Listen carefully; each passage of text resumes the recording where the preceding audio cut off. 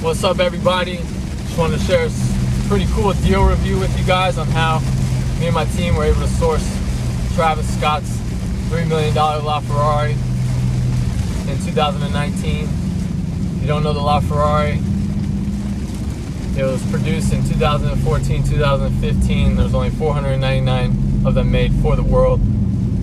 Super rare car. And I just want to share with you the story on how we were able to make the deal happen. So we weren't dealing with Travis Scott directly, but I'm going to give you the backstory on how I was able to connect with the owner of the LaFerrari. So in 2017, we needed a 918 Spider, and I was going through a couple brokers on getting a car, and one of the brokers sent me the title to the car. He blacked out the owner's name and the address, but he left the license plate number on the title. I could clearly see what the license plate read. So I call one of my buddies who's a cop, and I say, hey man, I really need you to run this license plate for me. He's like, all right. Runs it, tells me the owner's name, and it says it's in San Francisco. I said, great. I'm Googling the guy's name, family members. I'm DMing like his niece. I find his place of business, get his email, send him an email, telling him, hey, I got an interested buyer for your 918. What do you want for it? He wanted too much for it. Couldn't make the deal happen, but hey, great. I made contact with, a Porsche 918 VIP guy. So that's positive. I'll grow the relationship. He actually took his 918 to Monterey in 2017, where he sold it, and we were in Monterey. So I texted him. I met up with him after the car sold, introduced myself, just so he could put a face to the name. Great. All right. So from there, I'm building the relationship. Following year in 2018, we're back in Monterey. Me and the owner bump into each other. Oh, hey, Jesse. Oh, hey, how you doing? Yeah, great.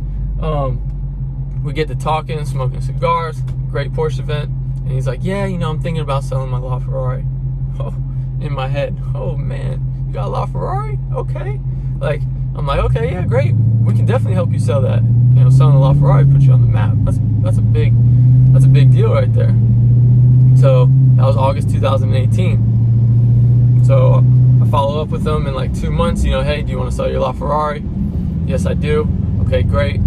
We have to make a big push in the business because we got caught up in a little jam. So we're pushing the LaFerrari, hard. One of my business partners sends it to the general manager at a dealership in Texas that we work closely with, and he says, yeah, I've got somebody for it. I said, great. He's like, you guys got a couple trades, let me work that out real quick. But the price, the price is good. Okay, great. Boom, price is good. So from there, I'm telling the owner of the LaFerrari, hey, yeah, we got somebody for it. He's got a couple trades, they're just working on that. Okay, great. I'll keep you posted. He's like, all right, sounds good. Dealer calls us back the next day. Hey, the buyer's saying that he's getting offered the car for like $150,000 less. Is your guy shopping it? I'm like, no, man. He says it's good. What the hell? He's like, yeah, man. This is kind of ruining the deal. He's saying he can get it for $150,000 less. So I called the owner. I'm like, hey, yeah, what's going on? Like, apparently our buyer is getting offered the car from somebody else.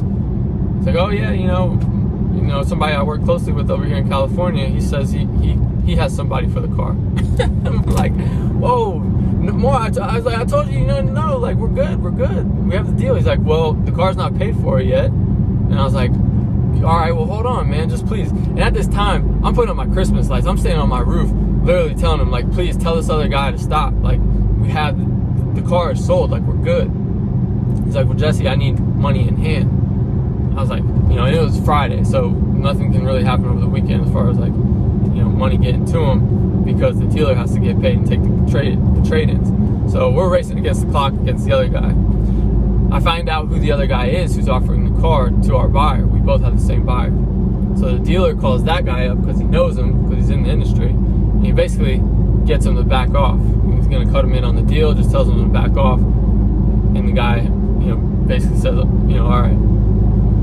So from there, my business partner and I are boarding a plane Sunday to go to New York. The owner of the car says he wants money in hand on Monday. And we're like, damn, we have to be in New York on Monday because we're closing a 2-car deal, and we got to put these cars on the truck and get the titles from the owner.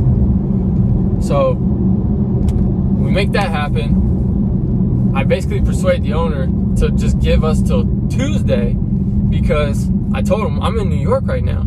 Like, we can't make it happen, and the dealer's got to cut you a check. So we were like, do we fly to Texas, get the check, then go to California? Like, we're working it out with the dealer, the GM.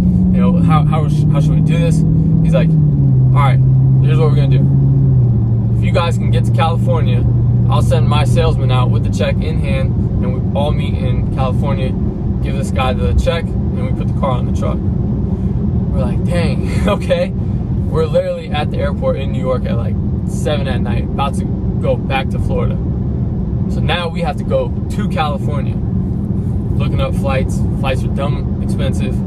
We find a flight from that airport to San Francisco. We book it. So instead of going to Florida, back home, we're jumping from New York to California. So we go from Florida on Sunday night to New York Monday. And from New York to California, land Tuesday morning. We land, we go to the owner's house, nice house, shows us the car, great. We tell him the check's on the way, we gotta go pick up the guy at the airport, we'll be back. We go pick up the salesman, who is direct to Travis Scott, because he sold him cars before in the past. He's got the check, we go back to the owner's house, we give him the check, we check out the car, and we load up the car onto the truck, which is waiting out front of the owner's house.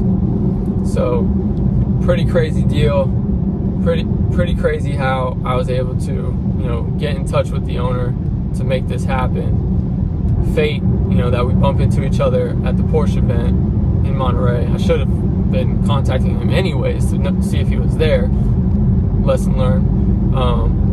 But yeah, so Travis bought the car, took delivery of it. We were trying to figure out how we could, let Travis know that it was us who sourced the car for him. We left the Veltracon hat in there. We were DMing him. We were posting it before he even got the car, and he actually saw the post because we tagged him in it, and he DM'd us saying like, "Hey guys, can you, let me get the car first before you do that?" Da, da, da. And we're like, "Okay, yeah, no problem." So we deleted the post. We asked him if he can give us a shout out or anything like that. He was like, no. And yeah, so that's how we got the LaFerrari. That's how we were able to make the deal happen. Everybody got paid. Everybody was happy, and Travis Scott was performing at the Super Bowl in February. Like 30 days later, we were asking him if he could wear a Veltracon hat. No response. So, but yeah, pretty cool deal review, and that's how Travis Scott got his LaFerrari. You guys probably seen it on his Instagram. He talks about it sometimes, LaFerrari to Jamba Juice. But yeah, I just want to share that with you guys, give you guys a little insight on how we were able to make that happen for Travis.